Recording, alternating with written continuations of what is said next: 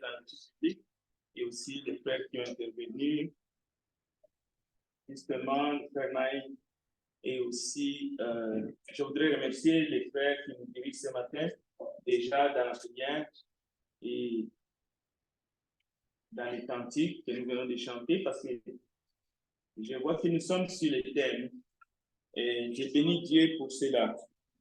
Je voudrais vous remercier d'être là ce matin. Je vois qu'il y a des enfants aussi parmi nous, mais je voudrais rectifier quelque chose. Le message ne s'adresse pas aux enfants, surtout pas aux enfants mineurs. Mais par contre, les parents, nous, les parents et les adultes, nous pouvons écouter le message de Dieu, au fait, les chrétiens, parce que nous sommes dans l'église de Dieu, et nous allons chercher toujours à grandir et à faire la volonté de Dieu. Mais ça peut aider les parents de bien encadrer les enfants, même ceux que Dieu va mettre sur notre chemin, qui ne sont pas forcément nos enfants biologiques. Donc, cet enseignement ne va pas s'inscrire dans le cadre d'un débat de société. Non, nous venons ici pour adorer et aussi pour écouter la parole de Dieu. En fait, nous voulons présenter la parole de Dieu sur un thème d'actualité. Qu'est-ce que la Bible nous dit ou quels sont les outils que le Seigneur nous donne pour mener à bien notre combat spirituel. Alors, je vous invite d'être attentifs et surtout de ne pas se pencher d'un côté ou d'un autre. Parce que le but de la parole de Dieu, c'est de sauver, c'est de guérir, c'est de donner la possibilité que ceux qui écoutent puissent saisir la grâce de Dieu. Parce que cette grâce est pour tous. Tous sont péchés et sont privés de la gloire de Dieu. Tous ont péché et sont privés. Mais le don gratuit de Dieu, c'est la vie éternelle. Quiconque croit est sauvé. Et celui qui ne croit pas est déjà jugé. Et nous saluons ceux qui sont avec nous en ligne. Que Dieu vous bénisse. Et même ceux qui vont nous suivre en différé. Mais je vous invite à la prière. Prions ensemble. Nous te bénissons, tendre Père, que ton esprit nous guide, mais aussi nous aide justement à comprendre ta parole, afin de le mettre en pratique dans nos vies, mais afin de le témoigner à ceux-là que tu mettras sur notre chemin. Glorifie-toi ce matin au milieu de ton peuple.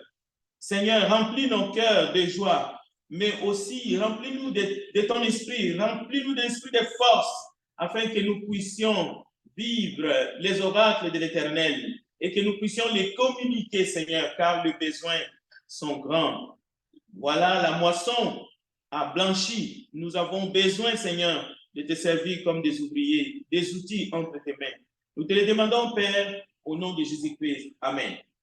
Bon, c'est vraiment une grande joie d'être réunis ce matin autour de la table du Seigneur, mais aussi la possibilité que nous avons de regarder dans les Écritures qu'est-ce que le Seigneur veut nous apprendre, qu'est-ce qu'il veut par rapport au temps que nous sommes. Justement, nous sommes dans ce siècle présent. Il y a des millions et des millions et des millions d'années qui sont déjà passées. Dieu est en marche. Dieu est en marche avec son peuple. D'abord, c'était le peuple messianique. Maintenant, il y a un peuple nouveau. Dieu appelle. Dieu veut que tous parviennent à la connaissance de la vérité. Dieu veut que nous soyons sauvés. Dieu nous venir en aide. Aujourd'hui, il y a tellement de souffrances dans le monde. Il y a tellement de souffrances. Les gens souffrent, les gens pleurent. Les gens ne savent pas où donner la tête, au fait. Ils ont besoin d'aide, au fait. Ils crient au secours. Beaucoup de phénomènes que nous voyons, ce sont des cris au secours. Mais, parce que Dieu nous a dotés, en tant que les humains du libre arbitre, il faut que chacun accepte d'embrasser la grâce de Dieu, accepte le salut qui vient de Dieu ou le rejette, malheureusement. Lorsqu'on rejette l'aide qui nous vient du ciel, nous ne pouvons que nous apprendre à nous-mêmes. Alors, il y a parfois, on peut appeler ça, l'Église n'est pas la seule famille ou la seule institution au monde pour défendre ou pour dire l'ainsi dit le Seigneur la vérité. Dieu peut se servir parfois même des personnes qui ne sont pas encore en lui. Vous allez voir qu'ils ont des idées qui vont même sens que la volonté de Dieu. Alors Dieu les utilise aussi comme des outils dans ses mains. C'est comme lorsque Jésus entrait dans Jérusalem et que les chefs, ils ont dit à Jésus, et demande à tes disciples de se taire. Ils font beaucoup de bruit. Jésus a dit, s'ils se taisent, les pierres crieront. Donc, c'est un privilège que Dieu puisse se servir de nous. N'oublions pas une chose bien aimée, que le salaire du péché, c'est la mort. Mais les dons gratuits de Dieu, c'est la vie éternelle. C'est pas le message que l'Église peut porter, au fait. L'Église n'est pas là pour essayer de dire, regardez-nous, nous sommes mieux que vous. Vous êtes les pires, vous êtes les sales, nous sommes... Oui, nous avons été purifiés pour ceux qui sont déjà en Christ. Mais si vous n'êtes pas en Christ, sachez que le sang de Jésus peut vous laver aujourd'hui et vous allez faire partie de la famille de Dieu. Et tout ça, c'est gratuit. Au fait, Dieu vous aime. Dieu aime les gens de ce monde. Et d'ailleurs, c'est un message de Jean 3,16 jusqu'au verset 36. Car Dieu a tant aimé le monde qu'il a donné son Fils unique. Donc, il n'y a pas deux camps où on essaye de se jeter la pierre. Non. L'histoire de la femme prise en flagrant délit d'adultère est là dans les Écritures. Jésus a dit, moi non plus, je ne te condamne pas, mais va, ne pêche plus, de peur qu'il t'arrive quelque chose de pire. Et on a plusieurs exemples comme ça dans la parole de Dieu. Donc, l'Église n'est pas à l'attaque, si vous voulez. Alors, il y a un phénomène qu'on appelle aujourd'hui, à tort ou à raison, moi je crois que c'est un réveil. Oui, c'est un réveil. C'est pour cela que nous avons dit, nous allons parler de wokisme, de ces doctrines-là. Une sorte de réveil. Oui, les gens se réveillent. Bon, tantôt, c'est pour défendre le droit des minorités, ainsi de suite. Mais ces minorités-là sont nombreuses. Ce n'est pas un cas, vous voyez? Et même, c'est pour cela que le frère Emmanuel a déjà fait vraiment du travail durant la présentation de l'étude. Pour ceux qui n'y rejoignent, il a parlé de LGBTQ, il y a même un X à la fin. Donc, ces minorités sont nombreuses. D'ailleurs, ces minorités ne sont pas exhaustives, entre guillemets. Mais on peut discuter de ces termes minorité. Pourquoi dire minorité? Minorité par rapport à quoi? Vous voyez? Par rapport à quoi est-ce qu'on a compté le nombre de ces personnes pour dire que oui, il y a la grande majorité, mais même dans cette grande majorité, il y a la diversité. Il y a la diversité. Mais ce qui est important, quand on parle de parents, il n'y a pas que de parents dans l'Église du Christ. On retrouve des parents partout et qui s'inquiètent comme les frères Maïka. Bien dit. Nous devons nous inquiéter pour nos enfants. Mais il y a des parents dans toutes les confessions religieuses. Vous comprenez? Il y a des enfants dans le monde, comme il y a la souffrance dans ce monde. Alors, dans ce phénomène-là de réveil, de gens qui défendent, si il faut défendre la discrimination, il n'y a pas un chrétien qui peut dire, moi je suis pour la discrimination. Un chrétien ne peut pas dire que moi, je suis pour la maltraitance des gens qui pensent pas comme la Bible l'enseigne. Non, l'Église, ça, ce n'est pas l'Église. Non, même l'État ne peut pas se comporter de la sorte. Vous comprenez? Nous ne sommes pas pour qu'on maltraite les gens par rapport à leur orientation sexuelle. Ça, c'est un exemple que je prends. Mais il y a plusieurs autres choses que je peux donner comme exemple. Nous ne sommes pas pour qu'on maltraite les alcooliques anonymes. Ou pas. Non, l'Église n'est pas là, d'ailleurs. Quel enfant de Dieu, quel prédicateur, quelle personne animée de bon sens. Oui, j'avoue qu'il y a des pays où il y a des lois, même où on maltraite des personnes compte tenu de leur moralité parce que, entre guillemets, dans la Constitution, ces choses-là ne passent pas. Mais l'Église du Seigneur ne cautionne pas ce genre de choses. Okay? Nous voulons regarder vraiment cette question, pas avec recul, mais nous ne voulons pas tomber plus bas. Nous ne voulons pas non plus prétendre que nous voulons mener un combat physique. Heureusement, le frère nous a mis au bon niveau. Mais, combat spirituel, oui, les armes, vous savez, ce n'est pas des armes conventionnelles. Non, nous utilisons la prière, nous utilisons justement l'amour, nous utilisons le casque et le casque est tout salut. ainsi de suite. Mais surtout, nous prêchons la parole de Dieu, qui est la parole de grâce. Donc, nous aimons face à la haine, comme vous aviez vu, face aux calomnies, aux mensonges. Écoutez, la transphobie, nous sommes contre. C'est une maladie que nous n'aimerions pas avoir. L'homophobie, c'est qui veut avoir cette maladie d'homophobie? Personne. En tout cas, pas les peuples de Dieu, justement, que nous sommes. Ok. Mais vous avez entendu sûrement parler d'une famille avec 2 mamans, une famille avec 2 papas. Oui, on ne peut pas nier. C'est des choses qui sont vraies dans le monde aujourd'hui. On ne peut pas faire semblant. On ne peut pas pratiquer la politique de l'Autriche. Nous devons regarder ça en face, mais dans l'optique, qu'est-ce que la Bible enseigne? Vous avez entendu parler de naître avec le mauvais sexe, ou tout simplement les troubles de l'identité sexuelle, comme quelque chose qui atteint maintenant pas seulement les enfants, pas seulement les jeunes. Quand je parle des enfants ici, même au niveau de 4, 5, 6 ans. Donc, il est question, on essaie de nous faire comprendre que nos petits, nos bouts de chou peuvent être atteints des troubles de l'identité sexuelle, ainsi de suite. Ils peuvent naître dans un mauvais corps, ainsi de suite. Bon, nous venons de lire la parole de Dieu avec notre frère bien-aimé Carlos. La lecture a été faite de manière solennelle. J'aimerais que chacun, et les jeunes qui sont parmi nous, et le parent, de faire de ces passages vraiment un texte magistral, de les garder dans notre cœur de manière précieuse, d'entendre ce que David dit.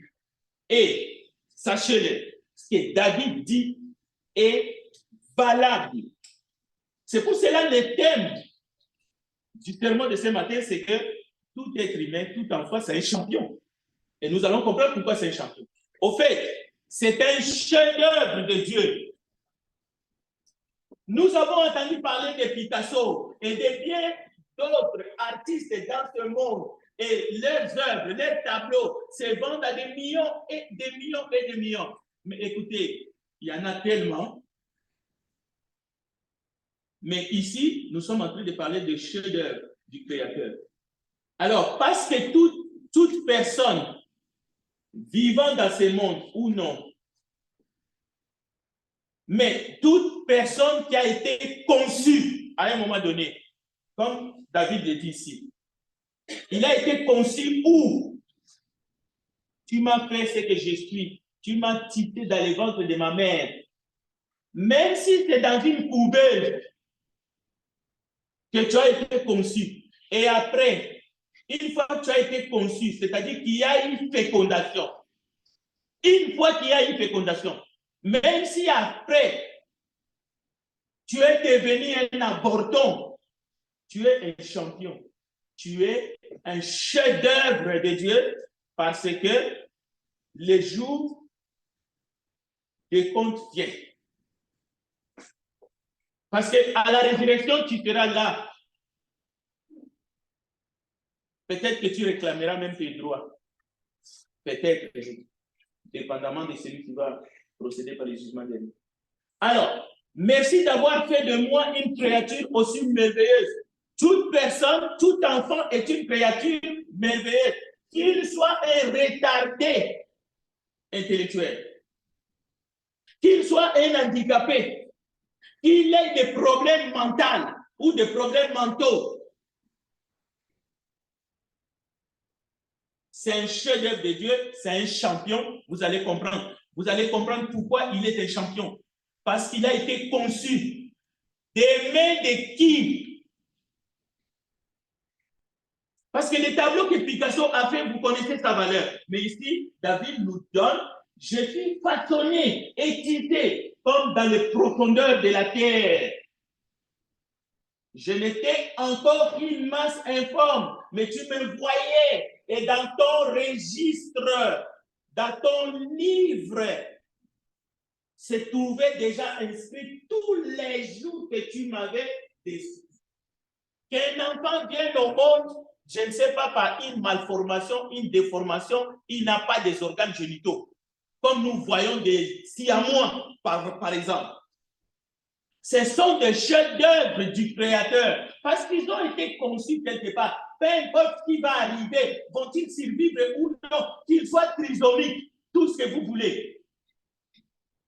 C'est la parole de Dieu. Parce que Dieu, c'est un Dieu qui connaît tout, qui sait tout. Lui ne peut pas manquer les poches. C'est un Dieu qui ne fait pas d'erreur. Alors, si tu es venu, tu es né en Europe, toi tu es né en Afrique, toi tu as une peau brune, toi tu as une peau, je ne sais pas comment on dit blanche, mais ce n'est jamais blanche, ou bien toi tu as une peau foncée. Tu es un chef-d'œuvre de Dieu, n'écoutez pas le monde. Ce sont des mensonges, c'est des menteries. Il n'y a pas de racisme, il n'y a pas de personnes qui sont au-dessus des autres par rapport à la couleur de leur peau. Ça n'existe pas. C'est du n'importe quoi. C'est des bêtises. Donc, chers frères et sœurs, ce message n'est pas pour formater les enfants, mais aider les parents à bien faire l'œuvre du Seigneur, mais aider aussi les gouvernants. Les gouvernants, vous devez nous entendre. Vous devez entendre ce que Dieu, le créateur de ce monde, a dit et il a fait. Et c'est un message qui est en faveur d'abord des enfants. Parce que les enfants sont fragiles. Les enfants sont faibles. Il faut qu'ils grandissent. Il faut qu'ils croissent. Il faut qu'ils deviennent des hommes. Il faut qu'ils deviennent des parents à leur tour. Alors nous devons les aider, mais avec la parole de Dieu et la grâce de Dieu.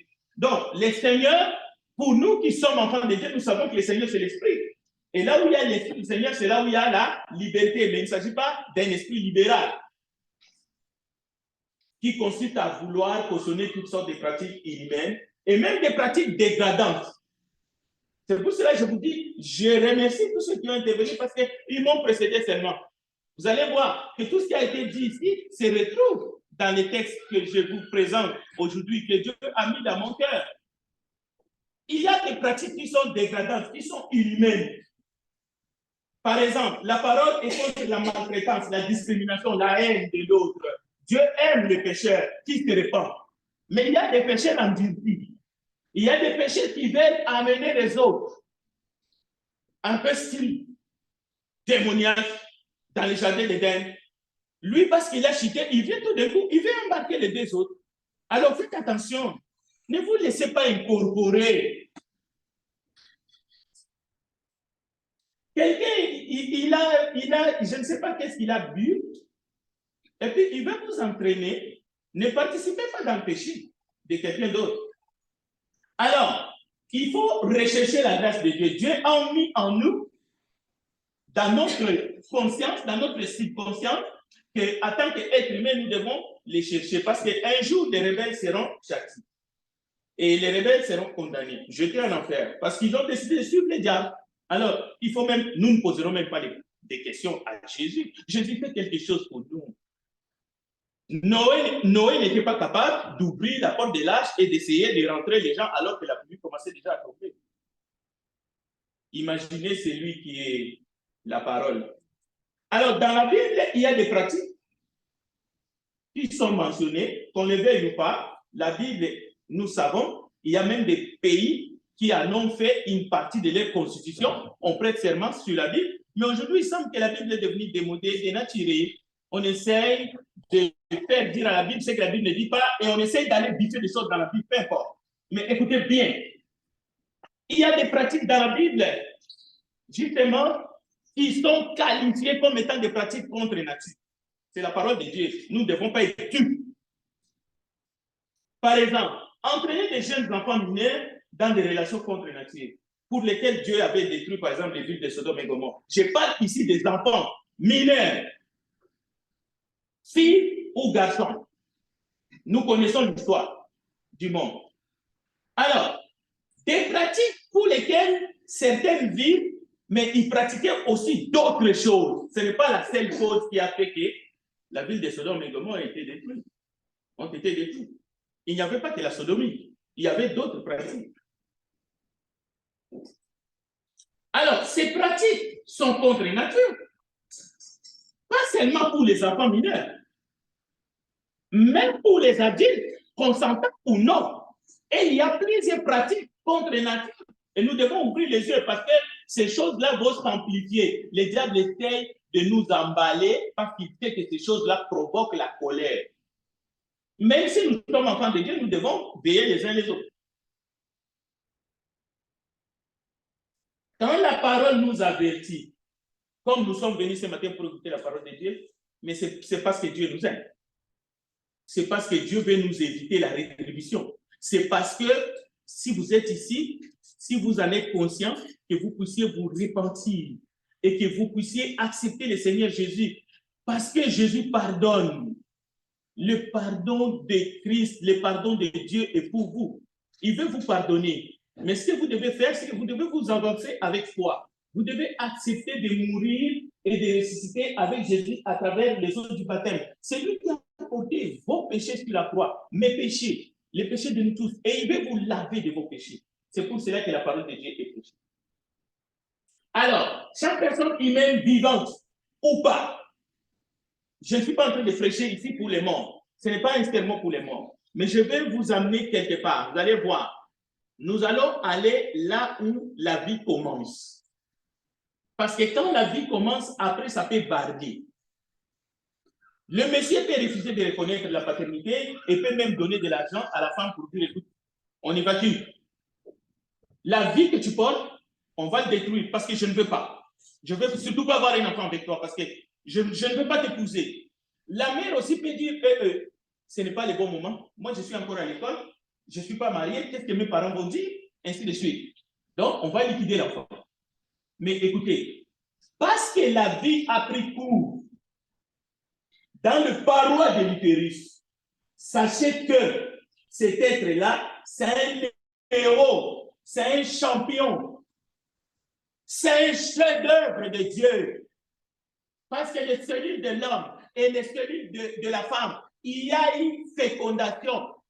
Pour qu'il y ait une fécondation, il y a des millions et des millions de spermes qui doivent mourir. C'est le plus fort qui va percer la membrane et qui va aller et il va avoir fécondation. Maintenant, posez-vous la question, qui est en action? Qui décide que c'est un tel qui va percer ses parois pour que la vie commence et que ça soit toi? Et que cet enfant-là que tu vois, que tu as porté, que tu vois sur la rue, que ça soit elle ou lui, c'est qui décide. C'est ça que David nous dit dans Psaume 139, verset 13 à 16. La vraie sélection naturelle, la vraie lutte à mort ne commence pas après la naissance. Dans ce monde, la vie était combat. Non, avant. Parce qu'avec les nombres, dans un litre de spermatozoïdes, les nombres de cellules qui vont courir pour aller atteindre et qui aiment la vie et la sémence puissent commencer la vie d'embryon, tous les autres vont mourir. Les plus faibles, mais ils ne sont pas faibles, ils ne meurent pas parce qu'ils sont faibles, c'est parce qu'ils n'ont pas atteint ici. Maintenant, que des millions et des millions de possibilités de vie disparaissent, mais pour que toi, seul, toi, tu viens au monde, tu penses que c'est un fruit du hasard? Tu penses que ça vient d'un laboratoire scientifique? Non, même dans la fécondation in vitro, c'est le même processus. Mais c'est Dieu qui a instauré ça depuis la création. Psaume 139, verset 13 à 16. C'est Dieu qui a prédisposé dans le corps de l'homme et dans le corps de la femme, et ça va se passer comme cela jusqu'au retour de Jésus. L'humain, je crois, ne réussira pas à fabriquer les cellules de l'homme et les cellules de la femme pour créer un être comme toi. Je ne crois pas. Et Dieu merci parce que Jésus est venu. Écoutez, même si l'intelligence, donc nous voyons des robots qui peuvent nettoyer les maisons, qui peuvent faire des signes. Aujourd'hui, les Chinois sont en train d'épouser des poupées. Mais un être comme toi, avec ces corps-là, avec la voix que tu as, avec toutes les cellules, avec un cerveau comme toi, non, non, non, il faut qu'il y ait un créateur. Et c'est pour cela que tu es un chef-d'œuvre de Dieu. Tu es un chef-d'œuvre de Dieu, tu es un champignon. Tu es un champion parce que dans cette course, dans cette sprint-là, et vous savez c'est quelle distance? 15 cm. C'est seulement dans 15 cm. Oui, dans le corps de la femme.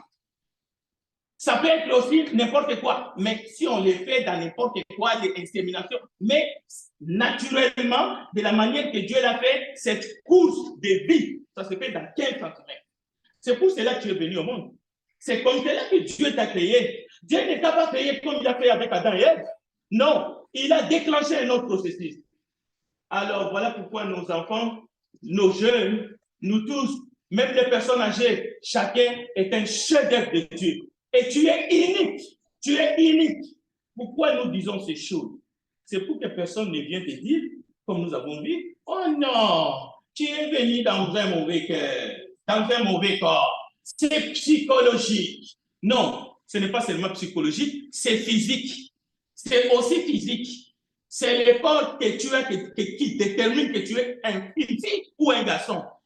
Oui, c'est mental, c'est psychologique, oui, mais c'est aussi physique. C'est aussi physique. Notre corps physique, c'est aussi ce que Dieu a créé et il nous a donné. C'est pour cela qu'on parle de la virilité pour les garçons et de la féminité pour les filles ou les femmes. Bon, il existe des gens qui ont du mal à accepter leur corps. OK? On ne peut pas nier cela. Et d'ailleurs, nous prenons la tolérance. La tolérance ici, ce n'est pas la légèreté. La souffrance que les gens ressentent, adultes, jeunes, adolescents, ce n'est pas à cause de leur physique. Non. Cette souffrance peut être expliquée à cause du péché. Le péché qui est entré dans le monde. Parce qu'après la création de l'homme et la femme, c'est là qu'ils se sont vus nus. Même la honte, ainsi de suite. Mais avant, ils étaient nus. Tout était correct. C'est à cause du péché. Et à cause du péché, pas à cause de la création, mais à cause du péché, on peut dire par exemple la maladie, même la mort, beaucoup d'autres choses. Et il peut y avoir des malformations. Comme nous avions dit, quelqu'un peut naître avec un problème. Mais c'est à cause du péché, ce n'est pas à cause de la création. Il ne faut pas dire j'ai été mal créé. Non, David a déjà, grâce à l'Esprit, il nous a donné les exemples. Mais à cause du péché, c'est pour cela que, et nous pouvons seulement demander à Dieu de nous aider à supporter et à traverser l'épreuve. Je pense aux familles parfois. J'ai un frère, j'ai vu la souffrance lorsqu'ils ont eu un enfant trisomique. Et c'était leur unique fille. Écoutez, ces choses, nous pouvons seulement, encore une fois, compter sur Dieu. Oui, ce n'est pas parce qu'eux, ils ont péché. Non, je parle ici de l'entrée du péché dans le monde. Bien. Dieu n'a pas fait d'erreur. Que tu sois toi, que tu sois homme ou femme, Dieu n'a pas fait d'erreur. Et d'ailleurs, tu es un champion. Il aurait fallu que tu meurs parmi les 400 millions qui sont morts et qui n'ont pas atteint l'ovule.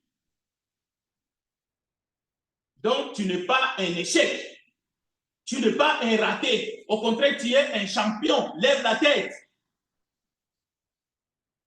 Que tu sois homme ou femme, c'est ça ta destinée. Selon la parole, pas selon les on-dit. C'est dont les gens ont besoin lorsqu'il y a souffrance, lorsqu'il y a malaise. Les gens ont besoin, oui, ce n'est pas d'un nouveau corps. Les gens ont besoin d'une nouvelle vie. Les gens ont besoin de naître de nouveau. Les gens ont besoin de la nouvelle naissance en Dieu. Les gens ont besoin de la parole de Dieu, pas d'un nouveau corps. le salut de pécheurs en général, ce n'est pas un changement de corps par la chirurgie. Ce n'est pas un changement de style. Tu t'abreuves des tatouages et tu deviens un autre. J'ai changé mon identité, on te regarde, ton corps est devenu comme une ardoise, même pire qu'une ardoise. Non, non, non, non, non, ça s'appelle une fuite. En avant. Et même lorsqu'on veut les enlever, des fois ça tourne au vinaigre. Alors, nous ne sommes pas ici de prêcher contre la chirurgie esthétique, mais il y a des ratés dans la chirurgie justement plastique. Mais tu peux te sentir bien parce que tu t'es acheté des seins, ok. Mais écoute bien ceci, écoute bien. Si tu veux te sentir bien dans ton âme, tu as besoin de naître de nouveau. Tu as besoin de naître d'en haut. Tu as besoin que tes péchés soient pardonnés. Tu as besoin d'une nouvelle vie, d'une nouvelle naissance en Jésus. Voilà ce que la Bible enseigne et ce que l'Église enseigne.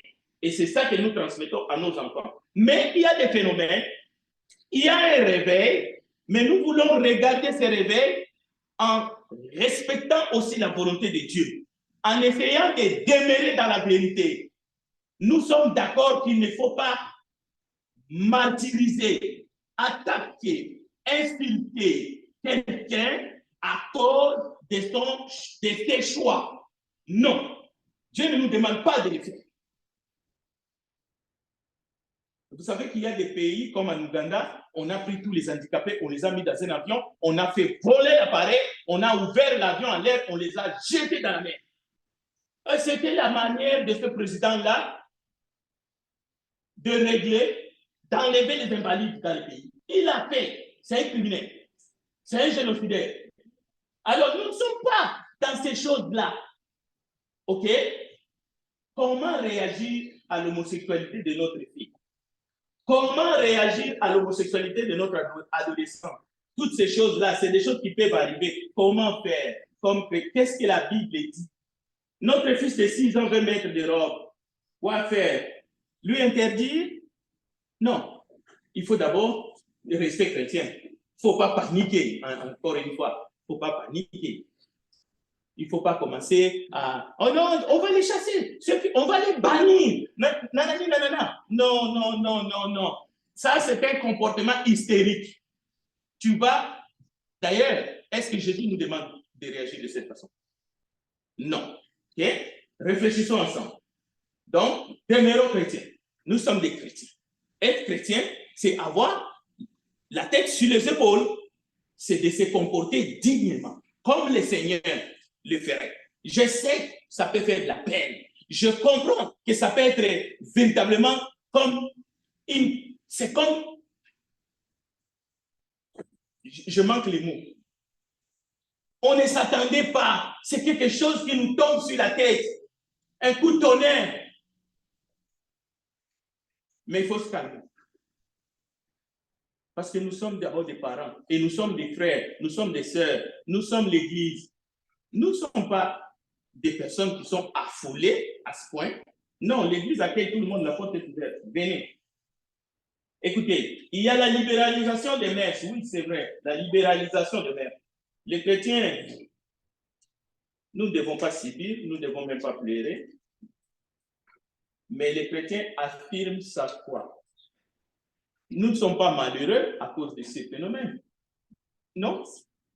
Vous ne trouvez pas que nous sommes ici? Nous sommes dans la joie d'adorer notre Seigneur, quel que soit ce qui se passe. Et lorsque nous sortons, nous sommes capables de regarder les gens, de les considérer comme tels, même de les tenir dans nos bras et de les embrasser et de leur dire, Dieu vous aime. Il est mort pour vous sur la croix. Nous devons être capables de le faire aussi si c'est un de nôtres. Si c'est notre enfant, notre fils ou notre fille, nous ne devons pas être emportés par la colère, par un excès de colère d'abord. Nous devons être capables de parler sereinement. Au lieu d'être malheureux, le chrétien confesse sa foi, sa fidélité au Seigneur, avec joie. Comme nous confessons ce matin la création, parce que c'est ça qui est dans la parole. OK? Bon, des dialogues interreligieux, la maison d'Abraham, où il faut prôner la tolérance. On sait, aujourd'hui, ces choses, c'est fait. Mais attention, la doctrine n'a rien à voir avec ça. Dites aux jeunes, dites aux adultes qui vivent des complications, des troubles au niveau psychologique parfois, mais avec des paroles simples, comme nous allons les voir, tu es unique. Dieu a jugé bon que c'est toi qui puisses vivre dans ces corps-là, alors que les autres, les 400 millions de cellules ont péri, sauf toi. Tu dois être fier du corps que Dieu a voulu que tu viennes au monde. Mais avant que tu viennes au monde, c'est toi qui as survécu. C'est toi qui as gagné le gros lot. Les autres, ils n'ont pas survécu. Sois toi-même. N'imite pas le diable. N'imite pas le monde. Contente-toi de ce que tu es. Même si tu as une déformation, n'envie pas les autres. N'essaye pas d'envier ce qui n'est pas à toi. Sois fier de toi. Sois fier de ton corps. N'aie pas honte de qui tu es. Et surtout, n'aie pas honte de ton Créateur. Parce que c'est là où le bas blesse. Les enfants, avant de se renier eux-mêmes, les adultes aussi, ils commencent d'abord par rejeter et renier le Créateur. Mais si tu ne réunis pas le Créateur, alors tu es son chef-d'œuvre, alors sois content. Tu n'es pas un médiocre. Tu es un homme et une femme, mais tu n'es pas une ratée. Donc, mais tu peux décider de servir le diable. Tu peux décider d'imiter le diable. Mi-ange, mi-démon. Ah bon? Tu veux te renier toi-même, renier ton corps? Tu ne veux plus être dans ce corps-là que tu es venu au monde, tu veux un autre. Tu penses que c'est ça qui va faire que tu vas te sentir bien, mais il y en a qui ont fait ça, qui ont voulu revenir dans leur corps avant. Mais c'est irréversible. Voilà le message. C'est ce que la Bible nous enseigne. Écoutez, la Bible nous enseigne que nous, les humains, nous devrions continuer à faire confiance en Dieu et à lui présenter tous nos maux, y compris nos péchés. Lui, il a la solution. Jésus est la solution. Il est venu pour résoudre ces problèmes-là. Tu peux vivre dans ce monde le plus longtemps possible, mais si tu n'as pas réglé les problèmes du péché avec Dieu par Jésus-Christ, tu es le plus malheureux de tous les humains qui ont vécu sur cette planète, des milliards et des milliards. Parce que ces jours-là, tu n'auras qu'à t'apprendre à toi-même. Surtout que tu écoutes la parole de Dieu ce matin. Dieu t'appelle. Dieu t'aime. Mais nous disons encore une fois, oh, il y a un problème maintenant, il y a des gens qui sont binaires.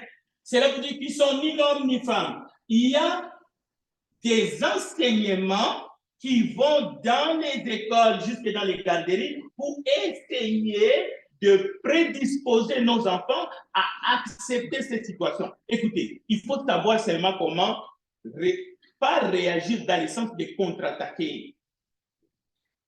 Quels sont les arguments que la parole nous donne pour faire face à ces fléaux? Nous n'allons pas nous battre, surtout pas arme à la main. N'essayez pas de faire de ton boulot parce que toi, tu essaies de sauver la planète. C'est Jésus qui est le sauveur du monde et ce n'est pas toi. Ce n'est pas par tes arguments que tu vas sauver le monde. Mais par contre, nous pouvons regarder ce que la Bible enseigne et essayer de faire ce que nous pouvons autour de nous par des enseignements, par la prière et ainsi de suite. Oui, dans un monde où tout est confus, d'abord, nous devons être animés par la compassion des âmes.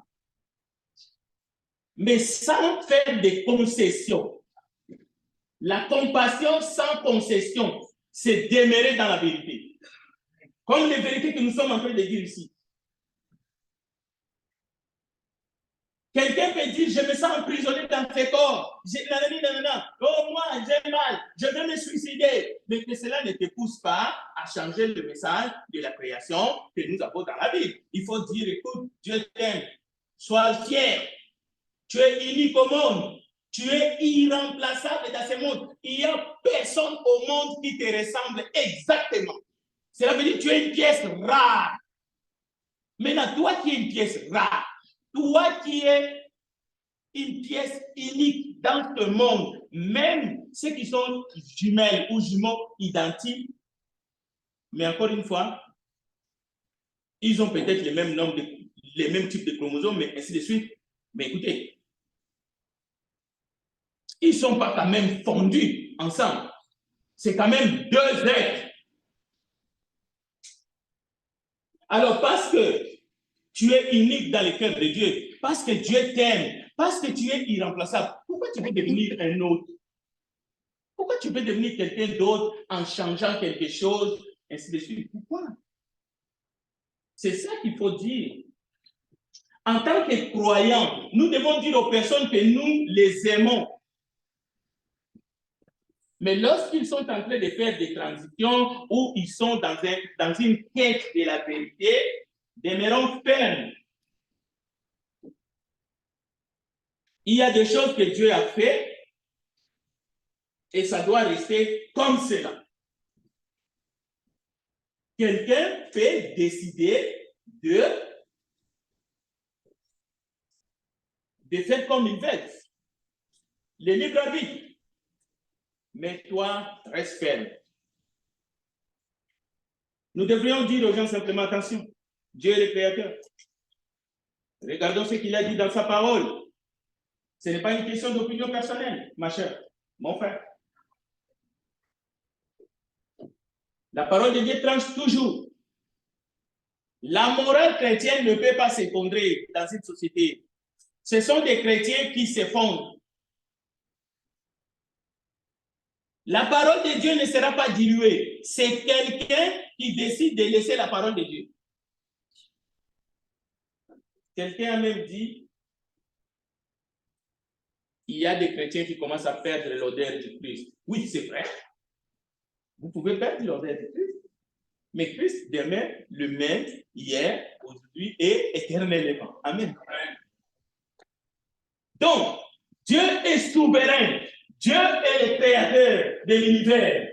Et il nous a créés. Il nous a fait de belles hommes, de belles femmes, avec le corps qu'il t'a donné. Jeunes gens, que les discours, il faut se réveiller, oui, pour interdire qu'on maltraite les gens créés à l'image de Dieu comme toi et moi. Il ne faut pas les inciter. Il ne faut pas les regarder de travers. Il faut les aimer dans le sens de l'amour de Dieu et leur présenter toute la parole et les enseignements du Seigneur Jésus. Ça, c'est lui là.